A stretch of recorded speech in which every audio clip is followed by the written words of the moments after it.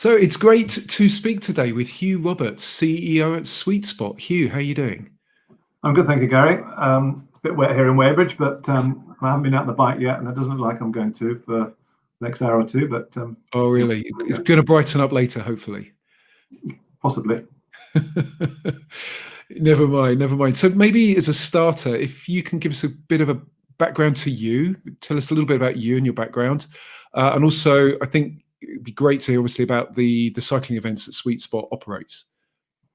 Yeah, well, first of all, I need to put out that I'm not a cyclist necessarily. Most of my colleagues are either Olympic medalists, world champions, or top grade cyclists. So I came into cycling as a complete tyro beginner in 2004 when we first put the Tour of Britain on. And I mention that because I decided right from the get-go that we were going to run these events that have become the sort of portfolio that we look after, running them with my head rather than my heart. I've got loads of people around me who can run things with their hearts on a sentimental level, but needed somebody to be having one hand on the rudder to make sure that these events didn't spiral out of control financially and so forth. And I'm pleased to say that one of the reasons why I even embarked upon getting involved in cycling in the early days was because I wanted to create enduring events that happened every year, and I wanted the Tour of Britain in the first instance to emulate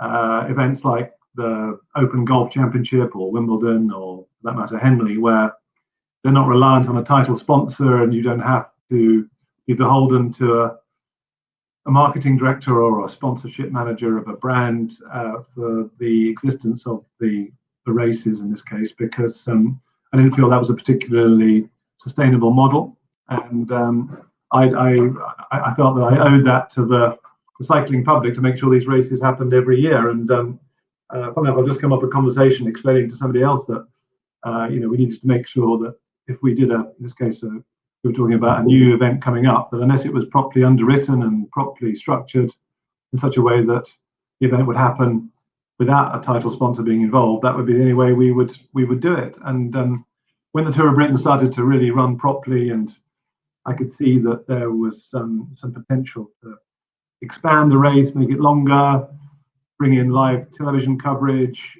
and so on. I could only do that when the intrinsic value of the race had grown, because we could get more sponsorship fees, we could raise the bar slightly in terms of the cost of hosting the stages and so on. So it was done in a very gradual sort of fashion, without taking an enormous amount of risk. Not that I'm risk averse, I spend my whole day taking risks, but I don't particularly want to take a massive risk on an event that at the end of the day, it's going to be around in 100 years' time, and I won't be around probably in the next 20 years' time. So I wanted to make sure that we had the right foundations in place. My job is to make sure, on behalf of all my team here, that these races happen in a solvent sort of fashion, so that their salaries and their livelihoods are protected more than mine. I came out of a background of recognizing that to have annual recurring revenues was far more important than one-offs and so forth. So as soon as we could put on a women's tour, and I felt ready to do it, and whilst at the time one or two people were surprised that we were playing that card, it looks like a very obvious thing to do now with hindsight, but 5 or 6 years ago, with the idea of getting involved in women's sport, it wasn't almost mandatory, which seems to be becoming increasingly more so now, and even the media, feel perhaps that they and quite rightly so, should pay more attention to women's sport, and in fact, it's catching up. I'm pleased to say, hopefully without sounding patronising, catching up really, really quickly, and before long, I can see a situation where the women's Tour of Britain will be an 8-day race, and we'll probably leave both races at 8 days to play that card, as well as, and if we were to increase the duration of one or the other, it could even be that the women's Tour goes up to 9 days before the men's race does, although I'd probably like to see it. How many days are you at the moment with the women's tour? We're only at 6 at the moment, which is good, and if I was sort of more involved in the world of professional cycling at a higher level than I am now, I would make it absolutely mandatory that the women's races can't be any longer than 8 days, and can't be any shorter than 5 or 6 days. And you could then create an orderly calendar, couldn't you, throughout the season, where it would be a series of events that were all similar in their duration and difficulty, with a reasonably consistent TV offering. And if you had that going, and you had 20 events across a long season, from starting in sort of April and finishing in the end of October or whatever, then the riders would be able to organise their itineraries a lot better. They'd be able to have a situation where they could probably have a central broadcast production unit, and possibly a central broadcast partner to get the rights fees in to help boost the income for the promoters and so forth. Because at the moment it's all over the bloody place. It's insane. Well, it is. And it's history repeating itself. It's quite ridiculous, really. Because the men's calendar is just ludicrous, as we all know. And there's no pattern to it at all. Virtually no pattern to it. They try, but you don't see it. It's not as if you know all the races are the same level of quality in terms of their delivery. TV packages are all over the place. Yeah, there are one or two, obviously, broadcasters who take pretty much everything, but I'm not quite sure whether how much they're paying for that. It could be that the organisers just need to have the oxygen of television, and whilst they'll be trying to get some money for it, I don't think they're getting as much as they should be. So no, definitely. Anyway, so my background was I digress. So you mentioned that the races have been, the calendars are all over the place. This year, the calendar's clearly been all over the place. It's been very, very challenging. The one thing a couple of things that you guys have been doing recently, which really interests me. One is the media side of things. We'll come to that a bit later. But the one thing that I actually kind of missed first time around when I saw it was the Great Tour. Maybe you could talk a little bit about that, because am I right? That's 6,000. Is it 6,600 miles around the British coastline? Kilometres, actually. Kilometres. Yeah. Just to make it perhaps less daunting a prospect than it already is. But sorry, kilometres. It's between 6,500 and 7,000 k. But we did that because the women's and the men's tour obviously had been postponed until next year. And I thought, well, we could just about get away with putting this. It's only a ride, by the way. It's not a race. It's and I can do it. So my only cycling claim to fame is that I was one of the first people to ride the circumference of Britain on a bike in 2010, which I felt I had to do to be able to hold my head up a little bit amongst my peers and colleagues. And so this year we felt that we could do that, and that is the Great Tour. We'd always been planning it, but it was obviously it was up and down as to whether we had the chances of doing it. Were vacillating by the week. But anyway, finally we could see that we could start on July the 4th. We could, even 10 days before that, we weren't certain if we could ride into Scotland, because it was Scotland and England and Wales had different regulations regarding social distancing, etc. And so anyway, we set off, and luckily the gates into Scotland were open for us, and we went around Scotland and then into Wales, etc. But it was designed to for me to actually do something to occupy a couple of months when I was otherwise going to be twiddling my thumbs a bit, because we had no races to organise. And B, I wanted to create an event that would also perhaps be an event which had philanthropic objectives, which a sponsor of the women's tour and the Tour of Britain could also perhaps adopt for their staff and their clients and for their retirees and for their friends of their families, etc., to take part in, because it's just a fantastic thing to do. And I thought that with COVID and to an extent Brexit ahead of us, I think trying to encourage people to ride a bike and to stay in Britain to do it, and to perhaps explore and discover our coastline, which most people haven't managed to do, was something that was worth trying on. So that's what we did. So I did fall off after 3 weeks, and fractured my bone here in my wrist, which is not the ideal place to break a bone as a cyclist.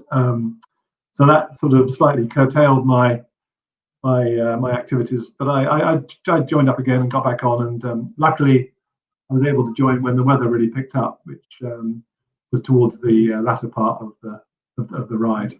That's the great tour for you, and you can go online and see there's thousands and thousands of pictures of us cycling in sort of all sorts of obscure places around Britain. Lovely, lovely. So just in you mentioned sponsors. So you've been working with ŠKODA over the years, and the development that we saw again this year, which would again look really interesting, was the ŠKODA. Is it the V Women's Tour? And you went with was RGT Cycling on that. You didn't go with Zwift. You went with RGT. Yeah.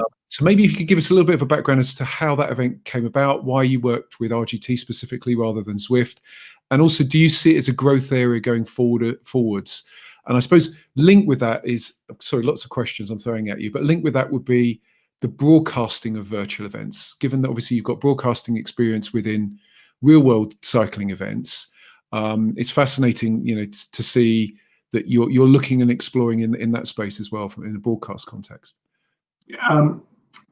First of all, as you know, I need to declare my hand here that I'm not particularly technologically adept. So if I use the wrong terms for virtual cycling, you'll have to forgive me. But clearly, in the absence of doing a women's tour, we felt we needed to do something for the riders. And we reached out to them to establish whether they would be interested in taking part in a virtual race, which meant they had to find somewhere for them to set up the bikes and have a TV camera in front of them, or maybe just a laptop. I don't know. And then we could have gone to Zwift, I think, but RGT presented us with some options which were preferable, both technologically speaking and financially, I think. So we went with them, and they did a fantastic job. The real holy grail for us would have been to have enabled just the ordinary cyclist at home, female or male, to jump on a bike and sort of see how long they could hang on to the riders, which I'm sure plenty of people did. But I think as an experiment, that worked pretty well. ŠKODA were very pleased about it because, first of all, it gave them some oxygen to promote their very obvious cycling credentials, particularly with what they've achieved with women's cycling and the team, etc. So they were extremely pleased with the results. As far as doing it again next year, I think we would now almost make it mandatory for ourselves that we would put on a virtual race in tandem with, if you forgive the pun, with the women's main race. And it's also part of our efforts to take the women's race live in 2021 onwards. But that's by no means certain. I don't want to go on record as saying that's what we're going to do, but that's what we're aspiring to do, because of the way, you put the question about broadcast, and the way that broadcasting is becoming so fragmented with all sorts of different media coming up all over the place. I can see a situation where we would be streaming live coverage down our own channel. Really, be nothing to stop us having a channel which, whilst we're never going to be sort of in the realms of GCN or doing sort of Peloton or Zwift or anything like that probably, but nonetheless it would be a nice option for us, especially if we wanted to start up with slightly lower than perhaps we would like to have, but expectations in terms of having flag to flag live coverage of the women's tour. I mean, I can see the way that it's going is that with drone coverage and allowing GoPros or slightly more sophisticated even versions of GoPros, on the riders' helmets and on the bikes and in the cars, etc., that's going to become increasingly much more interesting for the spectator at home, but also the ones on the side of the road, who are, as we all know, only seeing a fleeting glimpse of the riders. And I mean, a lot of people do go out there with their various devices and watch it as the race is coming towards them. But the women's tour hasn't quite got that luxury just yet. So somewhere in there, it would enable us also to perhaps find a way of being a little bit more connected with our audience. What we really would like to find is a telecoms partner who would be able to provide us with the technology to do all that. And with the way things are going, if that partner was able to have their users, whether it be a contract customer of theirs, if they're actually a network, or whether it's just a handset manufacturer, or both. That would be a really nice way to be a manifestation of their involvement in cycling. I mean, that's me just saying that. So it's the broadcast side of it is becoming a little bit mixed up, but if we can find a way, and the experts will advise me on how to do this, we can sort of get things a little bit more straightened up, as it were. I think we'll be able to also achieve our goal of being much more connected with our audience and get more people to come out and watch, because it may be that you get more people on the side of the road because they know they can watch the race from the side of the road rather than sitting at home watching it.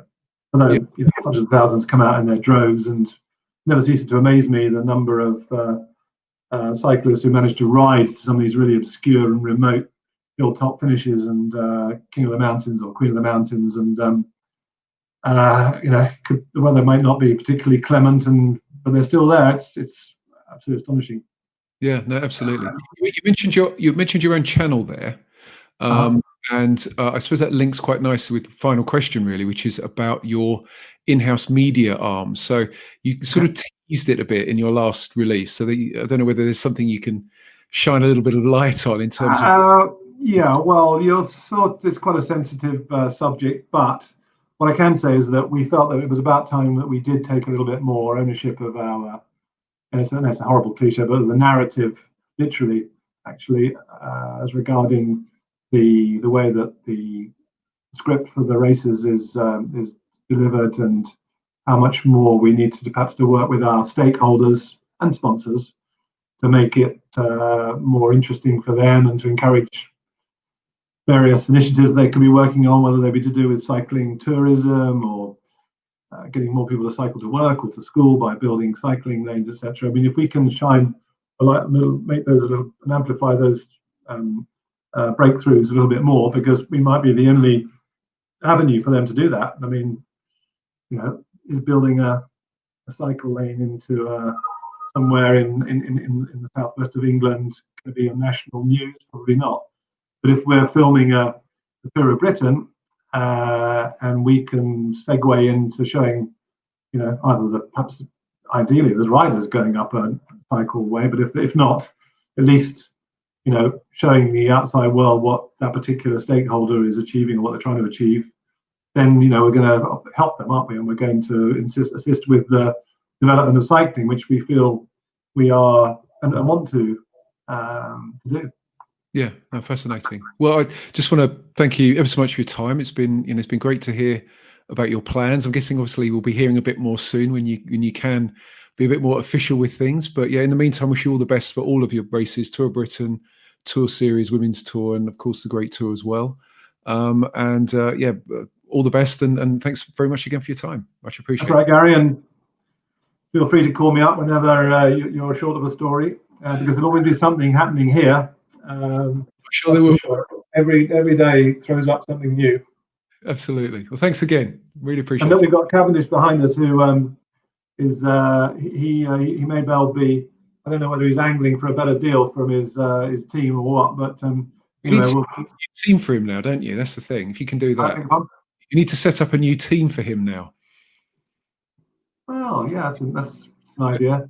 I don't think we can run with the fox and hunt with the hounds too much. I don't think that will work. But I'd certainly be happy to have him be more of an ambassador with us for our races and so on, because he is by far and away the most loved cyclist we've had in the last 20 years. With no disrespect to the others, but he seems to have got some magic dust that they haven't got. He definitely does. He definitely does. Hopefully, you can sprinkle that on your event series going forwards as well. Thanks again. Cheers, Hugh. Okay. All right. Bye bye.